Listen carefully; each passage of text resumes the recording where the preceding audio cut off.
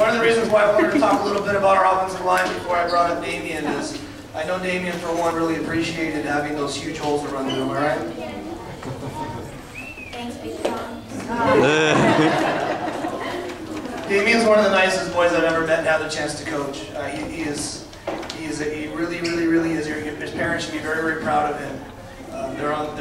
They've raised a very, very good young man. He's well on his way to being a really good football player.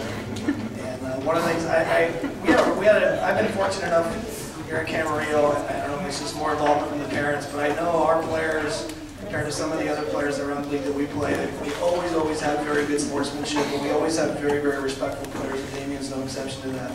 He was a first-year player, and I'm going to share a little bit of story. I hope I don't embarrass him too much, but when in case you didn't know, Damien is on YouTube. Just type in his name. The practice where we had the lightning and we had to all go home. Well, Damien's mom and dad, I guess, they were running errands or something. They weren't at the field, so I had Damien in my car, and we had a little mix-up. I couldn't find the phone number, so Damien had come into my house for a few minutes while we got a hold of his parents to drop him off. And when he walked in my house, my laptop was on the counter. One of the first things he said to me was, "Hey, you want to see me on YouTube?" And he said, "Just type in my name, I'll be there." But that wasn't the story I was going to share. Damien was a first-year player, so when he came out, it was obvious, I think, all the coaches, that he was very athletic. He was a big, strong, fast kid.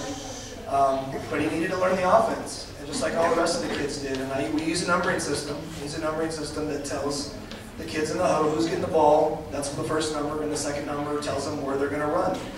And even numbers are on the right side of the offensive line, odd numbers are on the left side of the line. And Damien knows that now, right, Damien?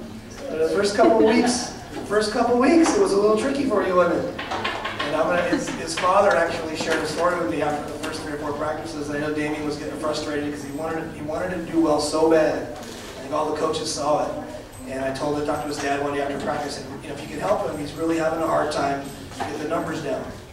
And his dad told me a story one weekend that he had all of the dining room chairs from his kitchen table lined up as linemen, and that's how he learned all the numbers. He had to work with his dad at home.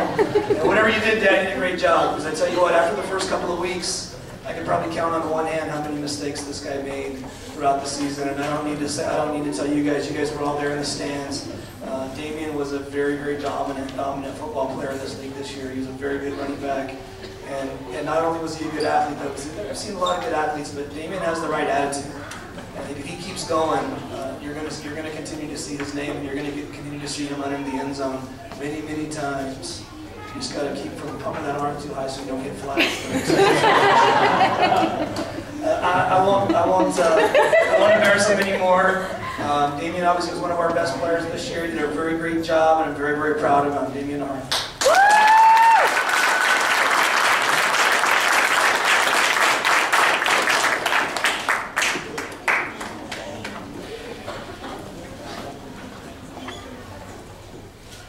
This next guy we've got is, he was definitely one of our big dogs, number 96, Joseph Crosby.